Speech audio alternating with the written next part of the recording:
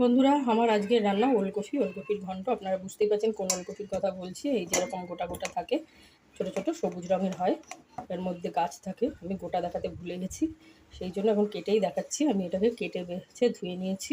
এখন আমি এগুলোকে কুড়িয়ে নেব। বন্ধুরা দেখুন, ওলকপিগুলো আমি কুড়িয়ে নিয়েছি। তার সাথে আমি 5-6টা লঙ্কা চিড়ে নিয়েছি। কাঁচা লঙ্কা দিয়ে আমি এই ঘন্টটা তৈরি করব। এর ভেতরে চিংড়ি মাছ দেবো। এখন আমি এই ওলকপিগুলো ভাপে বসাবো। বন্ধুরা দেখুন, আমি কড়াইতে ভাপে বসিয়ে দিয়েছি। এখন আমি এটা ঢাকা দিয়ে দেবো। এইভাবে আমি 10 মিনিট মতো ভাপ দিয়ে নেব, আর গ্যাসটা কমিয়ে দিলাম। বন্ধুরা দেখুন, ভাপিয়ে নেওয়া হয়ে গেছে। এখন আমি এটাকে একটু জল আছে, সেই জলটা ঝরিয়ে নেব। তার জন্য আমি এই যে বেসিনের মধ্যে ফুটো ফুটো গামলাটা রেখেছি, এর মধ্যে ঢালবো। তাহলে এই যা জল আছে সব বাইরে পড়ে যাবে। বন্ধুরা দেখুন, আমি কড়াইতে তেল দিয়েছি। এখন এই তেলের ভেতরে একটা শুকনো লঙ্কা আমি ফাটিয়ে নিয়েছি, আর সাদা জিরে ফোড়নে দিয়ে দিলাম।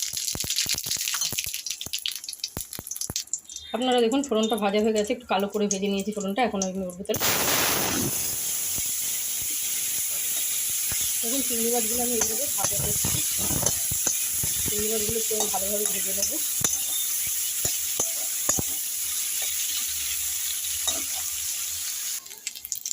চিংড়ি মাছগুলো আমার ভাজা হয়ে গেছে। এখন আমি এই ওলকপিগুলো ওর ভেতরে দিয়ে দিলাম। সেদ্ধ ওলকপিগুলো একটু নাড়াচাড়া করবো।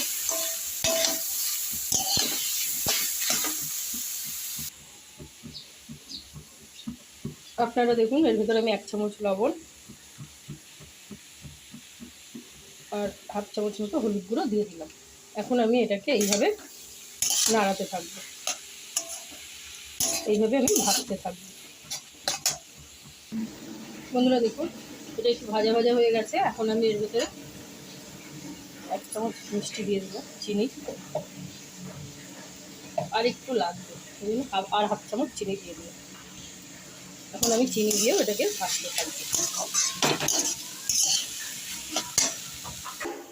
বন্ধুরা দেখুন, ঘন্টটা আমার হয়ে গেছে। এখন এর ভেতরে আমি ভেজে রাখা জিরে গুঁড়ো করে রেখেছি, সেইটা দিয়ে দিচ্ছি, জিরের গুঁড়োটা। এখন আমি এটা আবার একটু নাড়াচাড়া করব, করে নামিয়ে দেবো। বন্ধুরা দেখুন, তৈরি হয়ে গেছে আমার ওলকপির ঘন্ট। আমার এই ওলকপির ঘন্টটা যদি আপনাদের ভালো লাগে, তাহলে লাইক, কমেন্ট এবং সাবস্ক্রাইব করবেন।